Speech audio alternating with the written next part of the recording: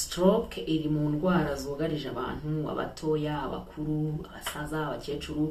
Stroke yugarije abantu benshi, ariko stroke rero iterwa n'ibintu byinshi bigiye bitandukanye, ariko none stroke n'uburwayi nanone ushobora kwirinda. Hari ibintu byinshi none bitera like nk'ibyago byinshi byo ku umuntu yarwara stroke, ariko hari n'ibindi bintu byinshi bigabanya ibyago byo kuba umuntu yagira stroke. Stroke nimbi kwibutse ko n'uburwayi bugufata butewe n'umuvuduko mwinshi ukabije w'amaraso, bitewe n'ibintu byinshi bigiye bitandukanye, ariko akenshi umuvuduko mwinshi w'amaraso utera stroke. Rero ni indwara urwara ubasha kugenda igice kimwe kiba ntabwo kibasha gukora, ariko tubyita ntabwo kiba kiriyebo, gisa nkaho kiguye ntikibashe gukora, kugenda ukagenda mu kagare, kuri toilette ntabwo kibasha kwijyana, noneho nyine iri severe ntabwo ubasha kwijyana, ni ibintu byinshi utabasha kwikorera kubera stroke. Ubwo rero kugira ngo ugire ubwo burwayi hari ibintu byinshi ushobora gukora bishobora kugabanyiriza ibyago byo kugira stroke. Ikintu cya mbere ni ukugenzura umuvuduko w'amaraso, ibyo bita high blood pressure. Ukahora niba ufite mwinshi ugafata inama za muganga, niba ari imiti ugomba gufata ukayifata, niba ari regime bagutegetse runaka ukayifata, kugira ngo ubashe kugabanya ibyago byo kugirwara. Rero biba byiza ugiye umenya kugenzura umuvuduko wawe w'amaraso. Ikindi cya kabiri ni ukureka kunywa itabi cyangwa se no kuritangira. Itabi ni ribi, itabi ritera ubugumba, itabi ritera uburwayi bwinshi bugiye butandukanye, nkunda kubivuga hano. Niba utararinywa ntuzarinywe, niba urinywa rigabanye, kuko stroke rishobora kukongera ibyago byinshi byo kugira stroke. Ikintu ni ukurya indyo yuzuye kandi iboneye. Kurya indyo iboneye bigabanya nyine ibyo byago byinshi byo kuba warwara stroke. Indyo iboneye, ibiryo ni umuti bikaba n'uburozi. Iyo witaye ku byo kurya urya urakira ukanabaho neza, ariko iyo utabyitayeho urapfa bakaguhamba, sinkubeshye. So rero biba byiza wize kurya indyo nziza kandi iboneye, kandi ibi ntabwo bikwiye umubyeyi gusa, umwana gusa, umusaza, umukecuru, ni buri muntu wese iga kurya neza indyo iboneye, indyo yuzuye irimo amoko 3 y'ibyo kurya, wongereho n'imbuto ku ruhande, ibyubaka umubiri, ibitera ibirinda indwara, ibitera imbaraga n'imbuto. Ibyo bintu byose numenya kujya ubirya, numenya kujya ubyitaho, ubuzima buzaba bwiza. Ikindi ni gukora siporo byibura iminota 150 mu gihe cy'icyumweru. Iminota ntabwo ari myinshi, akazi kose waba ukora gusiparinga iminota, for example iminota 15 cyangwa se iminota 10 ku munsi, ntabwo ari ibintu bigoye cyangwa se ibintu bikaze, ni ibintu byoroshye cyane kubikora, ni ibintu byoroshye. Ahubwo ikintu kibaho nta bushake tugira, abantu nta bushake tuba twabishyizemo, kandi ni ibintu biba bitureba. Ikindi ni ukugira ibyo bita weight balance cyangwa se kuringaniza ibiro, ukirinda kugira ibiro byinshi cyane, sibyo, ukirinda kurwara obesity cyangwa se ubyibuho ukabije.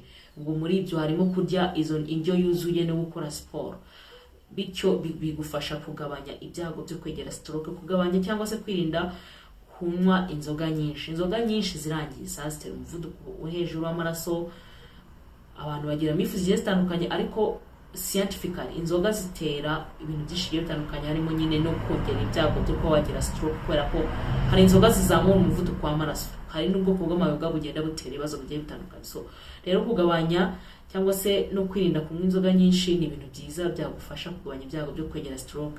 Ikindi ni ukuvura diabetes cyangwa se kugenzura isukari mu mubiri wawe, ukirinda ko isukari iba nyinshi cyane, ukirinda ko inaba nkeya cyane. Ubwo muri ibyo kwirinda kunywa ibyayi, ari umuntu w'icyayi uburyo ngewe sinzi, ngewe wenda bimenye isukari yambaye nyinshi mu mubiri wanjye, hari ikimenyetso mbona. Ubwo iyo ngewe natangiye kukibona, ndaparika nk'ukwezi, nkamara ukwezi ntafata isukari.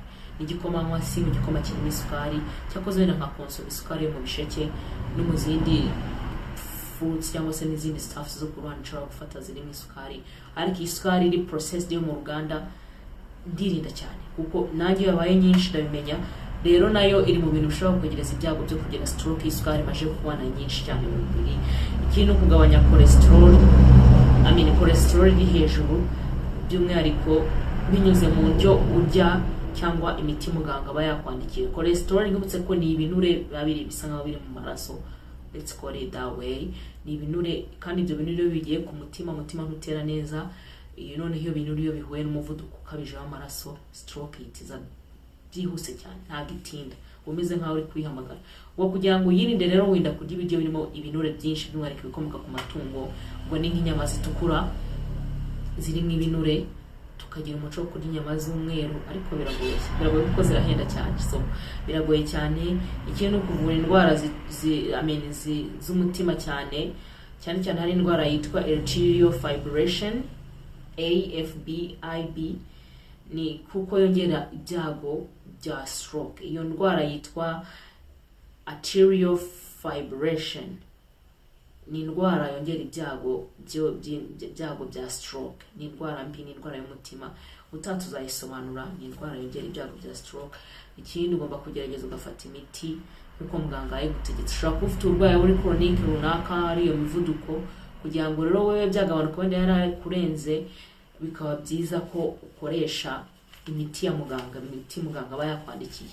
So umuvuduko n'izi ndwara ziri chronic ni ibintu bitanga sinyare mbere yuko bitwangiza cyangwa se bidushyira hasi, ariko none ni ibintu bishobora kwirinda.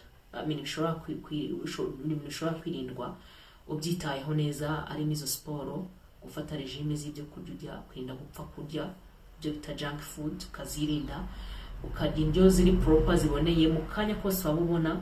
Ugerageza utegure amafunguro arimo izo mboga, arimo imbuto, ako nikomoka ku matungo birakenewe nabyo. Ugerageze ufate mu protein ahagije, vitamins zihagije, carbohydrates zikeneye n'amaglucose agiye atandukanye akenewe ahagije, bizagufasha kugira ubuzima bwiza. Ubuzima kwivuza birahenda, ariko kwirinda biroroshye cyane.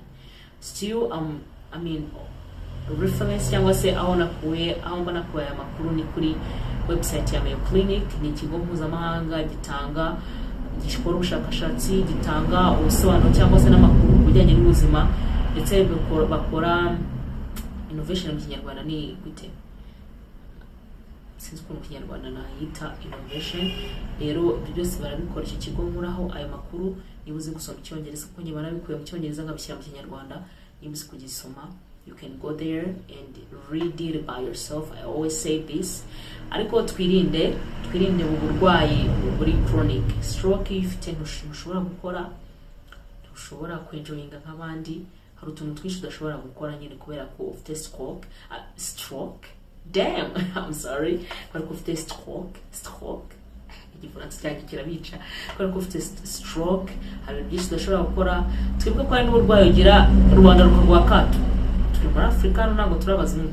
Hari uburwayi ushobora kurwara rwose Rwanda rukagwa kato, kandi ari uburwayi wakabaye ushobora kwirinda. So rero twirinde, tumenye ubuzima bwacu, tumonitoringe buri kintu cyose kigenda ku buzima bwacu, tuzabasha kubaho neza. Niba kunze ikiganiro, give it up a thumb up, liking, sharing ku bandi, commenting ikindi kintu ukeneye kumenya. Then niba utarasubscribinga, dude, what are you waiting for? Subscribe to this